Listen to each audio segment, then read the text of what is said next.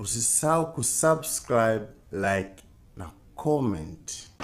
Titus bite? Ni bonde Umeze neza? Uraho? Iminsi myinshi?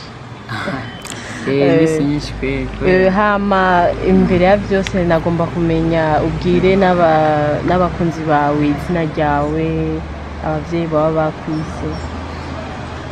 Nitwa Munyembabazi Tite. Niryo zina ry'abavyeyi banje. Okay, Tito. Tito mu kirundi cito. Ikindi uyu munsi Mishemishe Music uno munsi yifuje kuza kubonana namwe, hari ikintu Mishemishe arifuza kumenya kubijanye na concert, izi concert izi show warumaze imisi kubitanga i Bujumbura mu muji. Est-ce que niyihe ntuzeya, niyihe strategie uba wakoresheje kugira bigende nkuko? Igihe cyose uri kurakora abantu barabona ibyo wakoze.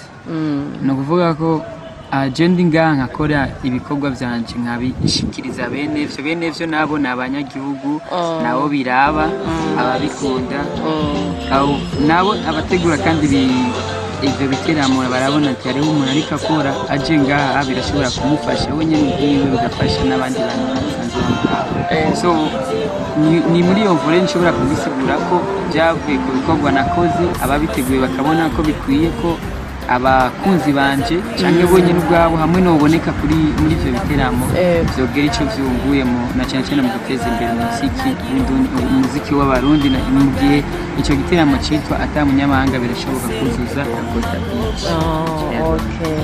Okay, uyu munsi twashoboye kubona ku mapaje kuri page Facebook yawe amafoto y'iki, ntitwamenye ibyabaye, habaye iki uyu munsi? Uyu munsi misanze James ndi umunyeshuri yiga muri kaminuza, ariko uyu munsi yagezaho niraheza kugira gushira ku mugaragaro ivyo naranguye mu myimenyerezo nariko ngira cyane n'ivyo nigiye. Murakoze cyane. Ivyo bita defense kugwa kudefanda igitabo, gushira gusoma igitabo cy'ivyo bintu wanditse. Uyu munsi nanje nsozera ivyo bikorwa, niyo munsi nasoma igitabo cyane. Felicitation cyane. Niyo mpamvu yajya amafoto mayabonye kujya ngo ntabwo tunyiriye buhari cyangwa nta bindi yaje sirundi rubanza, ariko no gusoma igitabo. Usisahau kusubscribe, like na comment.